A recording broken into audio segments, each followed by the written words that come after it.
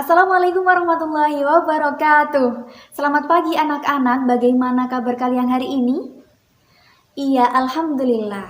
Semoga kita semua selalu dalam keadaan yang sehat, tetap bersemangat dan senantiasa dalam lindungan Allah Subhanahu wa taala. Amin amin ya rabbal alamin. Sebelum kita memulai pembelajaran, marilah kita berdoa terlebih dahulu. Berdoa mulai. Bismillahirrahmanirrahim.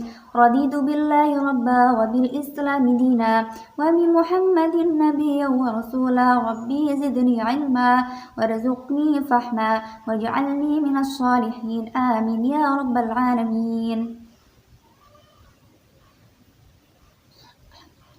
Untuk presensi, jangan lupa tetap diisi seperti biasa ya.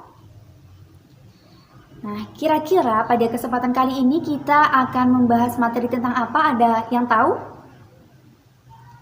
Iya, benar sekali. Pada kesempatan kali ini kita akan membahas hadis tentang sabar. Khusus untuk hari ini saya sudah membuatkan video pembelajaran yang bisa kalian simak nanti.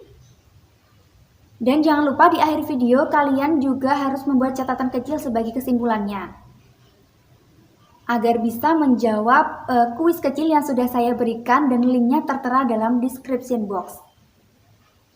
Apakah kalian sudah siap menonton? Jika sudah, langsung saja silahkan simak ke videonya. Sebelum kita memulai pembelajaran hari ini, sebaiknya kita pahami terlebih dahulu mengenai kompetensi dasar dan juga indikator untuk apa kita mempelajari materi hari ini, yaitu materi tentang sabar. Jika sudah, bisa kita lanjutkan. Nah, sebelum memasuki materi, ada yang tahu apa itu yang dimaksud dengan sabar? Iya, sabar memiliki dua pengertian. Yang pertama adalah secara bahasa dan yang kedua adalah secara istilah. Sabar secara bahasa diartikan tabah, tahan menderita, ulet, tekun, dan tidak mudah putus asa. Sabar juga bisa berarti menahan. Maksudnya adalah menahan diri dari kesusahan yang menimpanya, menahan lisan atau anggota badan dari perkataan dan perbuatan yang tidak baik, serta menahan rasa malas untuk berbuat baik. Adapun sabar secara istilah dapat dimaknai sebagai suatu sikap menahan diri untuk tidak melampiaskan nafsu angkara murka, mengendalikan lidah untuk tidak berkeluh kesah, dan mengontrol anggota tubuh untuk tidak saling bertindak anarki. Orang yang sabar tidak hanya bersikap lapang dada saat menghadapi kesulitan ataupun ujian, melainkan juga tetap teguh pendirian dalam memperjuangkan kebenaran. Selalu bersikap dinamis, optimis dalam meraih masa depan yang lebih baik dan bermakna. Sabar ini dalam Islam begitu dianjurkan. Hal ini sebagaimana terlihat dalam Al-Quran surah Al-Baqarah ayat 153. A'udzu billahi minasyaitonir rajim. Bismillahirrahmanirrahim. Ya ayyuhalladzina amanu ista'inu bis-sabri was-salah. Innallaha ma'as-sabirin. Quran surah Al-Baqarah ayat 153 yang artinya, wahai orang-orang yang beriman, mohonlah pertolongan kepada Allah dengan sabar dan sholat. Sungguh Allah berserta orang-orang yang bersabar. Dalam hal ini dijelaskan bahwa begitu utamanya orang yang berperilaku sabar dalam Islam. Karena itu semoga kita semua dijadikan oleh Allah Subhanahu wa taala sebagai orang yang sabar. Kira-kira ada berapa sih bentuk sabar itu? Iya, benar sekali.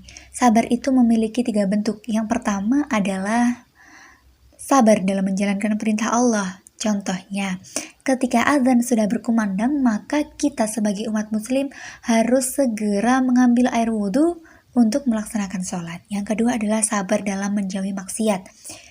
Misalnya, ketika kita diajak membatalkan puasa oleh teman dan alasannya itu tidak benar, maka kita wajib menolaknya.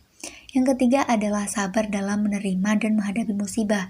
Seperti halnya ketika kita terkena musibah ataupun sakit, itu jangan mengeluh dan jangan sekali-kali putus asa. Kita harus tetap berusaha untuk keluar dari masalah tersebut. Nah, jika kalian sudah menonton video ini sampai habis, berarti kalian tentunya sudah memahami tentang konsep sabar, kemudian dasar hukum sabar dalam Al-Quran itu ada di mana, dan juga bentuk-bentuk sabar itu seperti apa. Saya akan mencoba menarik garis besarnya saja. Jadi secara bahasa sabar itu dapat berarti tabah hati, kemudian menahan, dan juga lapang.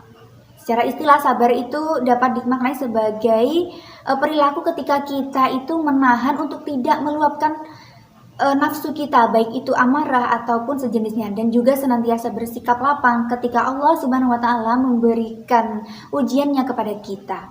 Adapun dasar hukum agar manusia itu bersikap sabar terdapat dalam Quran surah Al-Baqarah ayat 153. Nah, perilaku sabar ini dibedakan menjadi 3 bentuk. Yang pertama adalah sabar dalam menjalankan perintah Allah, yang kedua sabar dalam menjauhi larangan Allah, dan yang ketiga adalah sabar dalam menghadapi ujian yang diberikan Allah. Semoga dengan kita mempelajari materi hari ini, kita dapat dijadikan sebagai manusia yang senantiasa lapang dan mampu menahan amarah dan juga nafsu kita.